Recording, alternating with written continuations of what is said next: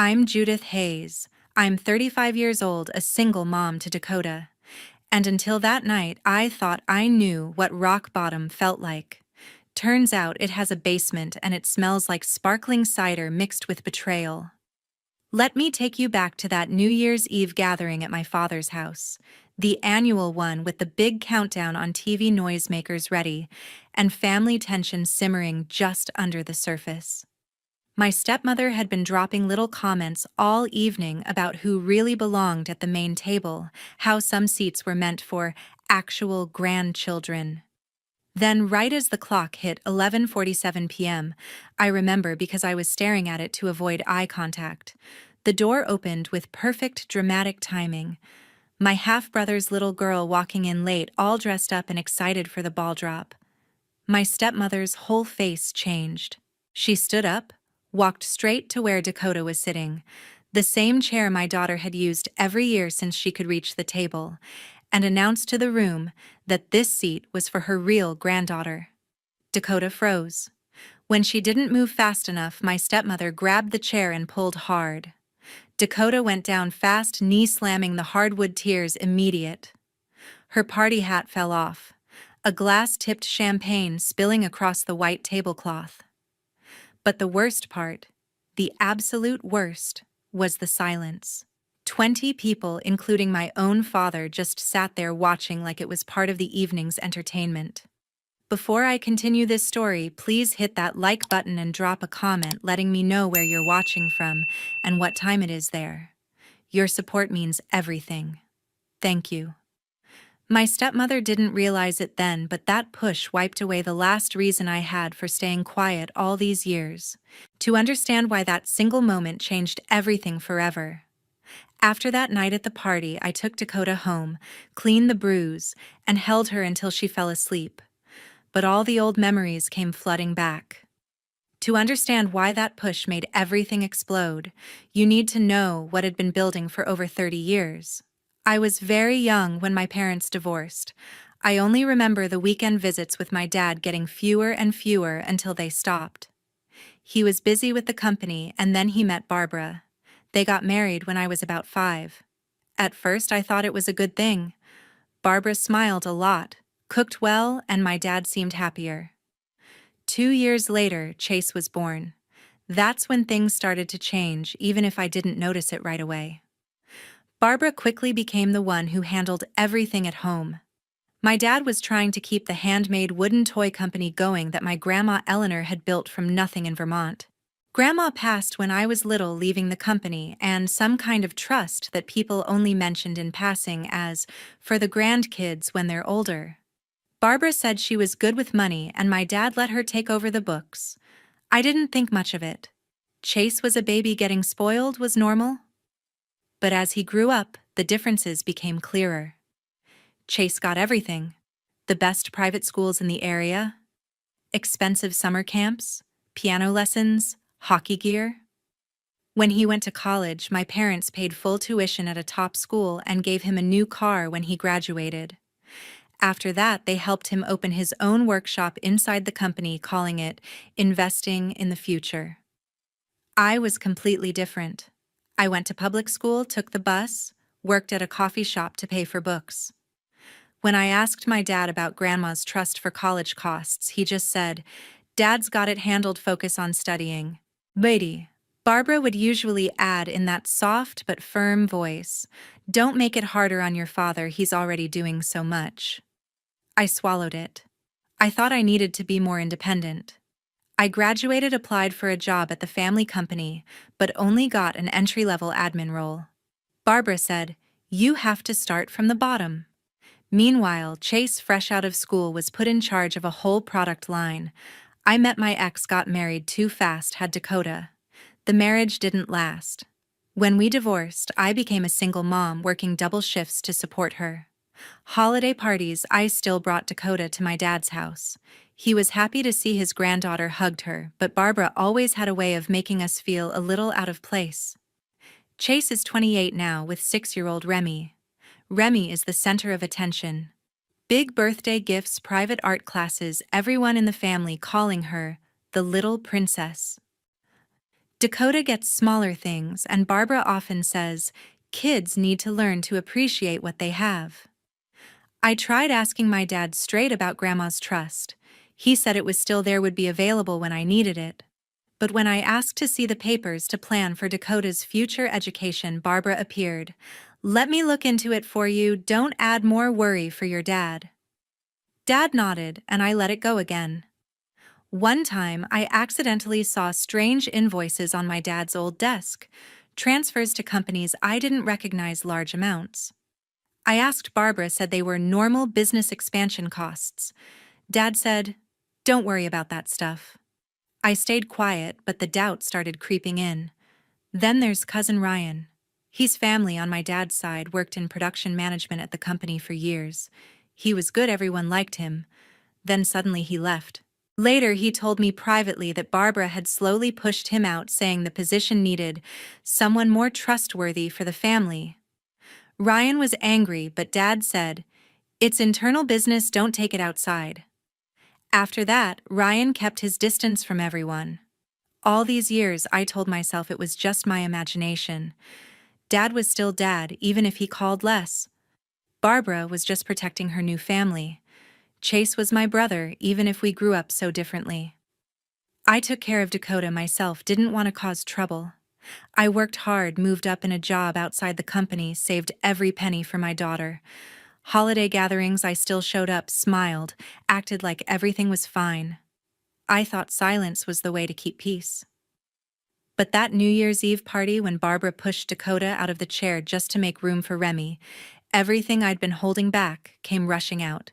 I looked at my dad sitting there doing nothing, saw Chase smiling like it was no big deal, and I knew I couldn't pretend anymore. The old doubts, the times I'd been brushed off, the obvious favoritism, the strange papers, all became sharp and clear. I held Dakota tighter that night, and for the first time in years, I felt ready to face the truth I'd been avoiding for so long. They had no idea that in over 30 years of watching quietly, I'd learned a lot. That night, after Dakota finally drifted off, I sat alone in the living room with the lights off. The house was silent, the kind of quiet that comes after too much noise. Outside, occasional fireworks still popped as people celebrated the new year. I couldn't stop replaying the evening, the way Barbara had announced it to the whole table, the yank of the chair, Dakota's small body hitting the floor. My hands were shaking as I pulled out the old USB drive from the back of my desk drawer. Grandma Eleanor had given it to me years ago, right before she got really sick. She'd pressed it into my hand one afternoon when we were alone, saying quietly, keep this safe. It's copies of important papers about the company and the trust. You might need them someday. I hadn't looked at it much back then. It felt too heavy, like opening it would mean admitting something was wrong. But tonight felt different. I plugged it into my laptop. The drive opened slowly. It was old files from 15-20 years back. Scanned documents mostly. Bank statements, emails printed out, notes from meetings with the estate lawyer. I started reading.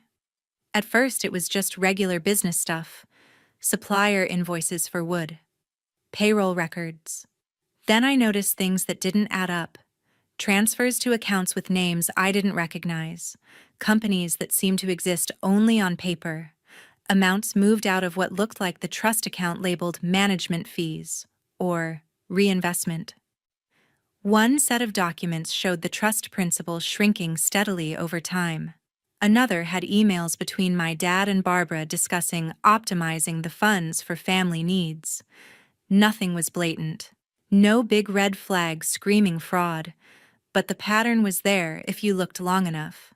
Money that was supposed to be protected for me and my future kids was being chipped away year after year. I sat there for hours scrolling, taking notes on my phone, screenshotting key pages. By the time the sky started turning gray, I had enough to know this wasn't just my imagination. I knew I had to do something, but I didn't want to make a big scene. Not yet. I opened my email and found the contact for Mr. Harlan, the lawyer who'd handled Grandma's estate all those years. His firm still existed. I'd seen his name on old letters. I wrote one message. Calm. Professional. Subject: concerns about the Eleanor Reyes Trust. I explained that I'd found old documents and had questions about how the trust had been managed. I attached 5 key files, the ones showing the most questionable transfers and balance changes. I asked if he could review them and let me know if everything looked proper. I read it 3 times, then hit send at 3:17 a.m. Then I closed the laptop and waited.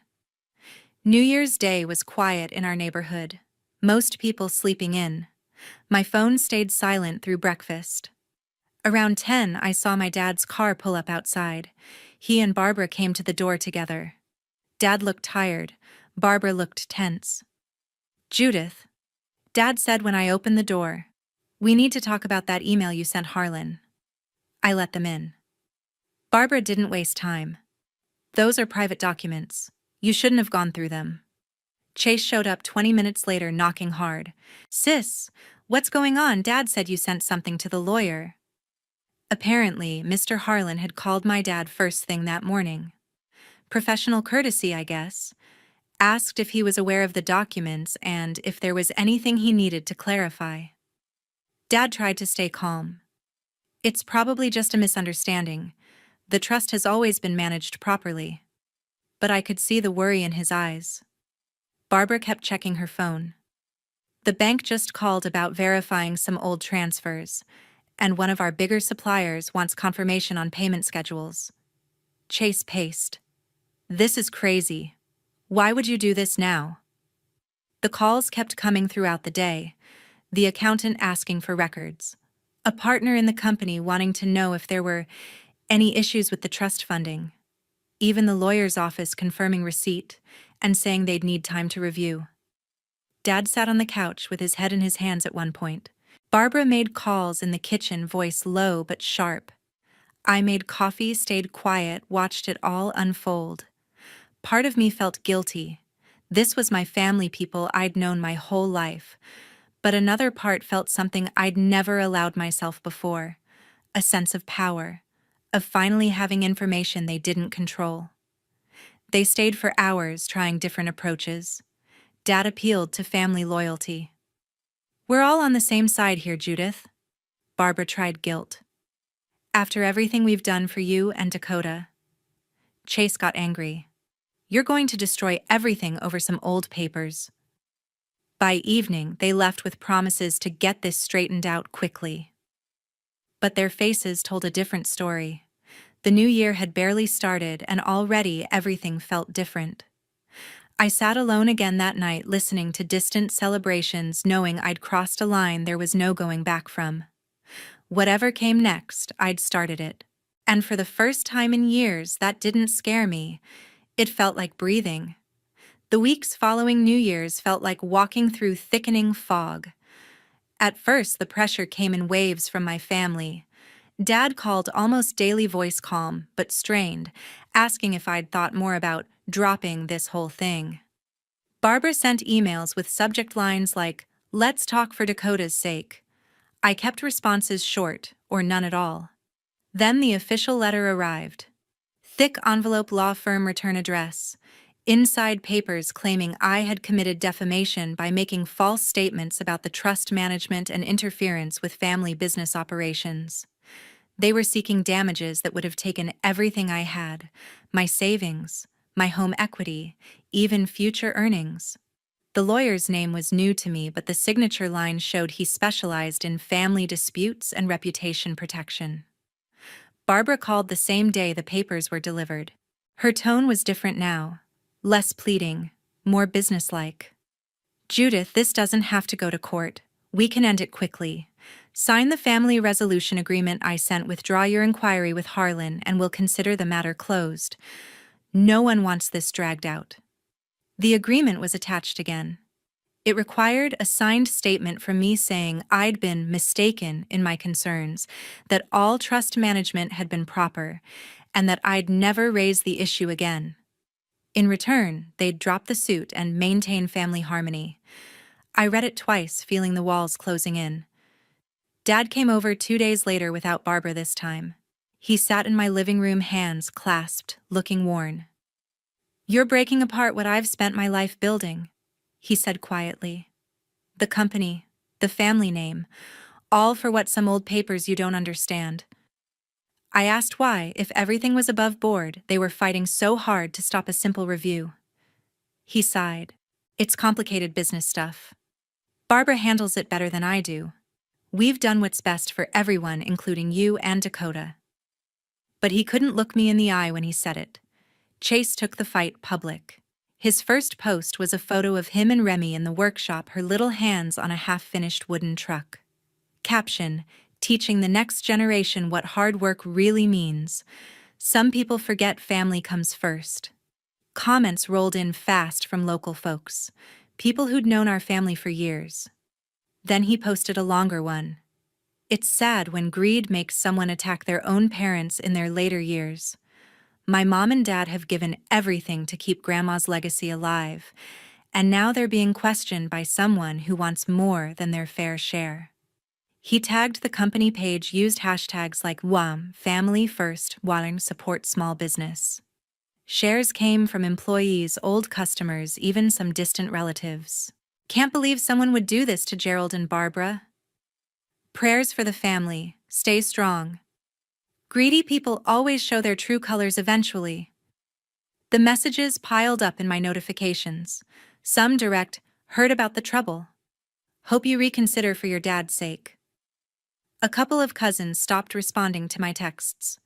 One sent a private message, "This is hurting everyone. Think about Remy." Even at Dakota's school pickup, I caught whispers from other parents. One mentioned hearing about some family legal stuff with a sympathetic but distant smile. The isolation settled in deep.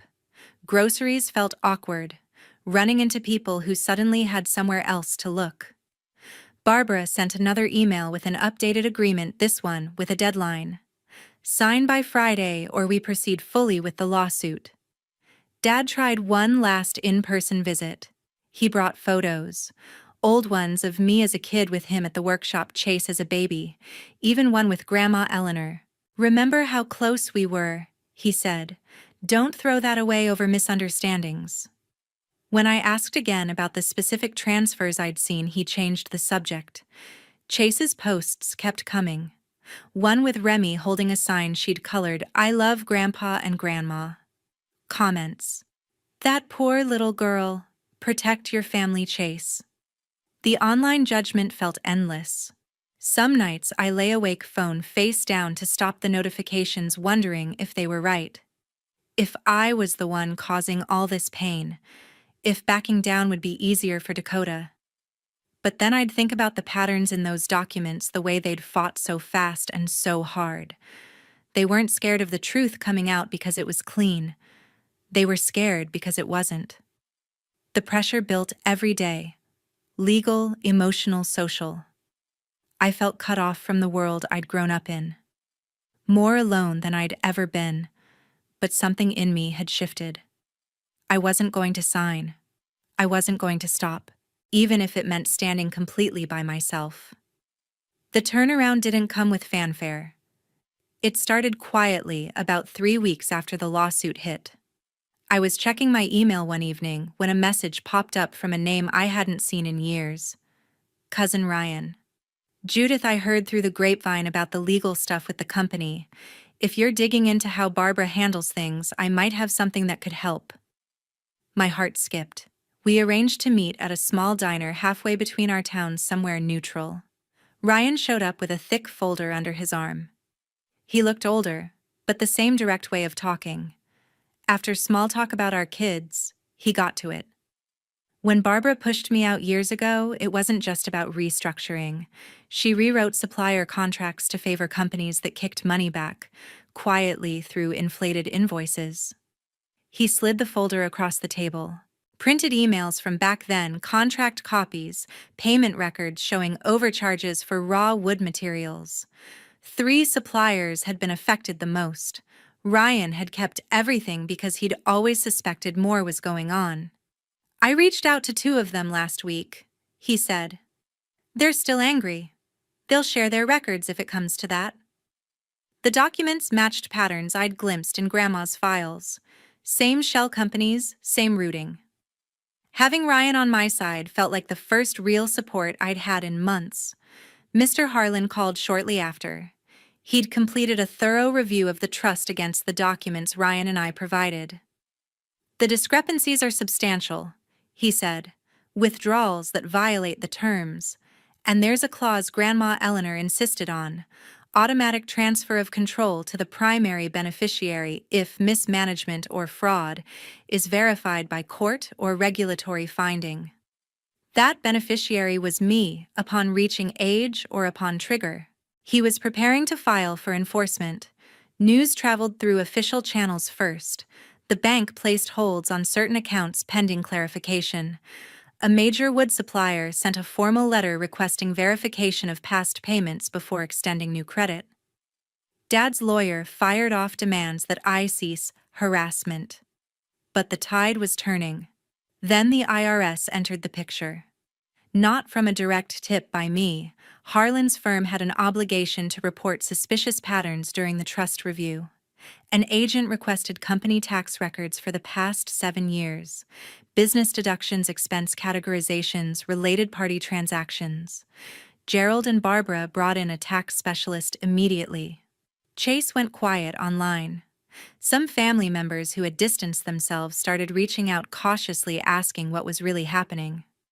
Over the following months, the evidence accumulated steadily. Ryan's suppliers provided sworn statements about overpricing and redirected funds. Harlan's forensic accountant traced more transfers that breached trust restrictions. The protective clause was formally invoked in court filings. Temporary oversight of trust assets shifted pending full hearing. Dad tried another meeting, this time with Barbara present.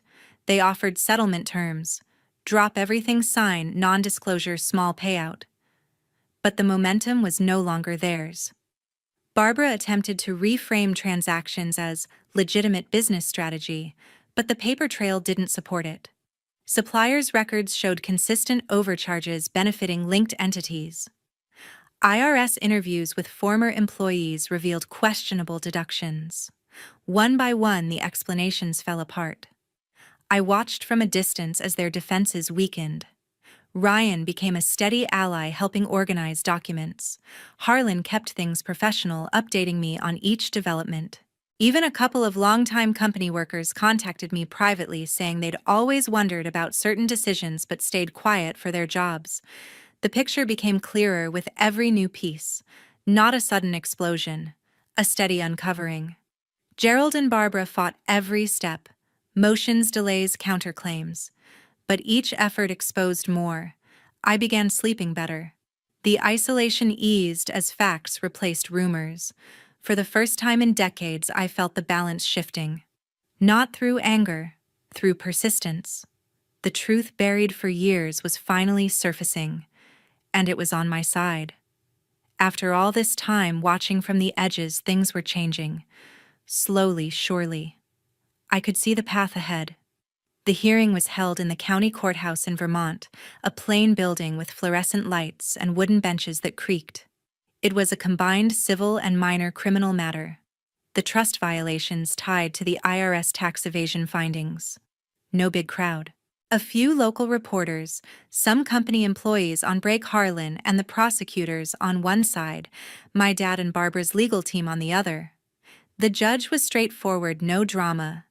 Harlan laid out the case methodically: the diverted trust funds, the improper deductions, the pattern of self-dealing over years. Suppliers' statements were read into record. The IRS agent summarized the audit results: unreported income, falsified business expenses, penalties accruing. Dad sat still, staring ahead. Barbara took notes, face tight. Their lawyer argued reasonable doubt, good faith errors in complicated family business accounting, but the evidence was too consistent. After 3 days, the prosecution offered a plea agreement to avoid full trial. Gerald and Barbara took it. Gerald received probation, 3 years suspended, plus heavy financial penalties, and ordered restitution to the trust. Barbara forfeited all inheritance claims under Grandma's will and was required to repay misdirected amounts with interest. The company had to sell off a portion of inventory and equipment to cover back taxes and fines. Chase, who'd personally guaranteed some of the business loans for his parents, couldn't handle the called debts and filed for bankruptcy protection. I was granted full legal control of the remaining company assets and the reformed trust. The judge signed the orders that afternoon. The courtroom emptied quietly. No one from their side spoke to me. Dad glanced my way once as he stood to leave, but said nothing. Barbara gathered her things and walked out with the lawyer. Chase hadn't attended the final session. I left the building alone. The Vermont air was cold, snow flurries starting. That evening, I blocked their numbers, deleted old emails, removed myself from any remaining family group texts. When holiday cards arrived for Dakota, I set them aside, unopened. I skipped the traditional gatherings at the old house, declined invitations from distant relatives who still tried to bridge things. Complete separation, no contact, permanent. It wasn't done in anger. It was done for clarity, for safety, for Dakota. The company transition took time. Some longtime employees chose to leave uncomfortable with the change. Others stayed saying the books finally made sense. I restructured slowly, cleaned up contracts, paid outstanding suppliers, fairly focused on quality over quick growth. Dakota adjusted. She stopped asking about Grandpa and Grandma after a while. We built new traditions, small gatherings with friends' trips, just the two of us. I enrolled her in activities she loved without worrying about comparisons. The legal fallout settled without much public noise. Local paper ran a short article about the plea and asset adjustments. Nothing more. Gerald and Barbara sold the big house, moved to a condo outside town. Chase started over in an apartment working entry-level somewhere. I learned these things through public records or casual mentions from people who knew both sides. I didn't seek updates. Didn't need them. The boundary was absolute. No exceptions. No second chances. As the seasons passed, the old weight lifted completely. I slept through the night, woke without dread, focused on what was mine to build. The company stabilized, then grew steadily. Dakota thrived. We had peace. Real peace. The kind that comes from knowing exactly where the lines are drawn and never crossing them again. The past stayed where it belonged, behind a closed door, locked. 1 year later, as another New Year's Eve approached, my life looked nothing like it used to. The company had not just survived, it was growing in ways I never expected. With clean books and fair practices, we landed new contracts with bigger retailers who valued handmade quality. Orders increased steadily. I brought in fresh designs focused on sustainable wood sources, and the workshop hummed with energy. Employees who stayed told me they felt valued for the first time. No more rushed decisions or questionable shortcuts. Profit sharing became real, and people showed up motivated. I ran things my way, steady, transparent, long-term. Dakota thrived in the calm that came with it. She attended a good public school with small classes, made real friends, joined art club and soccer. Evenings were ours, cooking together, reading weekend hikes in the Vermont woods. No more tense holiday visits. No more walking on eggshells. We built our own traditions. Small gatherings with people we chose. Quiet celebrations that felt genuine. I heard nothing directly from my old family. No calls on birthdays. No cards. No attempts to reach out. Gerald and Barbara kept to themselves in their smaller place. Chase rebuilt slowly from what little I learned through neutral sources. Remy grew up without us in her daily life. I didn't check. Didn't wonder. The boundary held firm. Absolute. It wasn't cruelty. It was necessity. For my peace. For Dakota's future. Some people asked if I ever regretted going so far. If cutting ties completely was too harsh. I didn't. Blood doesn't earn a place if it costs your well-being. Family isn't a title you inherit. It's a relationship you maintain with respect and safety. When that respect is gone for decades, when it puts your child at risk, you protect what's yours. I chose us, every day. The company became more than Grandma's legacy. It became mine, built on honesty now. Profitable because it was right. Dakota grew confident, kind, unafraid to speak up. She saw what healthy boundaries looked like, what self-respect meant. That's the real inheritance I gave her. Not money moved in shadows, not a name tied to manipulation. Freedom to choose who stays in your life. As another year ended, I stood in the workshop late one evening, lights low, smelling fresh cut wood. Everything felt solid, earned, mine. Family isn't the place where you sacrifice your child to stay. It's the place where you protect them no matter what. I chose strong boundaries, and it was the best decision I ever made. Thank you for listening to my story.